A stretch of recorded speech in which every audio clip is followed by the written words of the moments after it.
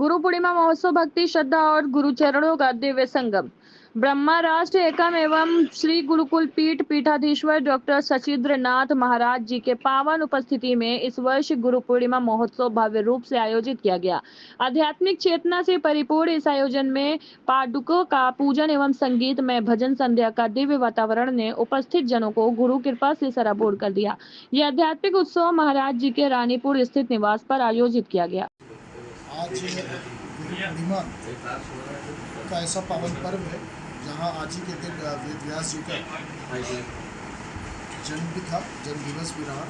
और आप ऐसे समझिए कि गुरु के अभाव में हर ज्ञान जो है अंधकार के समान होता है। जब गुरु की हमें उसकी महिमा है, जब हमें उसकी गुणता जब प्राप्त होती है तो हमारे सारे अंधकार रूपी जो भी हमारे मन के भीतर, चाहे वो अहंकार पल रहा हो, चाहे वो किसी भी प्रकार की भ्रांति हो, उन सबको दूर करने के लिए हमारी गुरु की परंपरा सदियों से रही है। जिस तरीके से वेद व्यास जी ने चारों वेदों की रचना की थी, उसी तरीके से ऐसे महाग्रंथ को के माध्यम से हमारे जीवन जीने की जो शैली है, सनातन परंपरा हमारी धर्म संस्कृति को एकता का एक समागम है। और जहाँ से हम एकात्मवाद और एकल की भावना से हम ब्रह्म चेतना की तरफ हम जागृति करते हैं।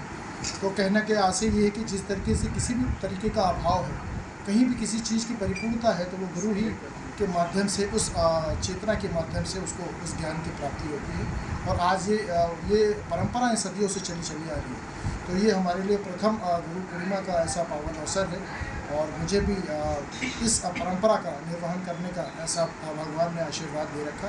तो मैं इस परंपरा को निर्वहन करने के साथ साथ अपने जो भी हमारे चाहे वो शिष्य हों, चाहे वो जिन्होंने भी हमारे मार्गदर्शन में जिन्होंने कोई भी चीज़ की प्राप्ति की है, मैं चाहता हूँ कि उनके जीवन में ऐसी उन्नति शिखर पर यश वैभव कीर्ति के साथ वो आगे बढ़ें।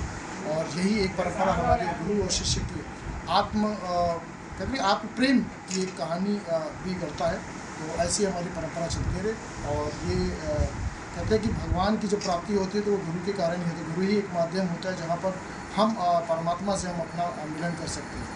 ये बहुत ही अनोखा संगम है और इस परंपरा का आज हम लोग निर्वहन कर रहे हैं और इसको हम लोग बड़े उत्सव के तरीके से कर रहे हैं। गुरुजी, बहुत बड़ी सवाल ये उठ रही है कि जहाँ तक देखा जाए तो भजन कीर्तन सत्संग और बहुत सी चीज़ें हो रही हैं, लेकिन कहीं ना कहीं कुछ ऐसे मनुष्य हैं जो सनातन को ठेस पहुंचाने का काम कर रहे हैं। जैसे अभी कुछ दिन पहले ही आपने देखा होगा, वीडियो वायरल हुई थी कथावाचक का, और फिर कुछ ऐसी चीज़ें सामने आई होंगी आपके भी। तो क्या लगता है वाकई हमारा सनातन अभी भी बहुत पीछे है? जब आप अत्यधिक भोजन कर लेते हैं तो आपके शरीर के साथ क्या व्यवस्था होती है, अपच हो जाता है, कहीं ना कहीं बाहर होता है, वो विकार है।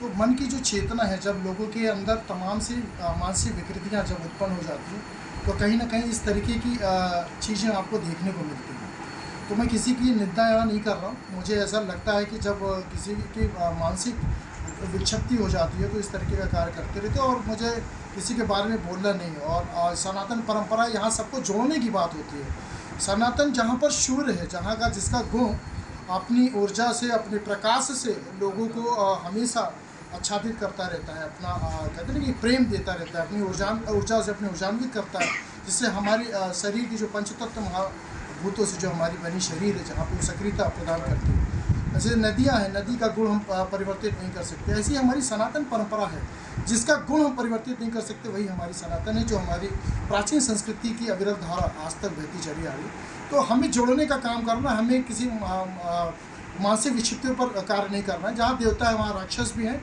और जब राक्षस ज़्यादा हो जाते तो उनका नाश भी संभव होता है। तो इसी तरीके से ये प्रक्रिया चलती रहेगी। जब तक सृष्टि है तब तक ऐसे लोग भी मानसिक विकृतियों के शिकार होते हैं।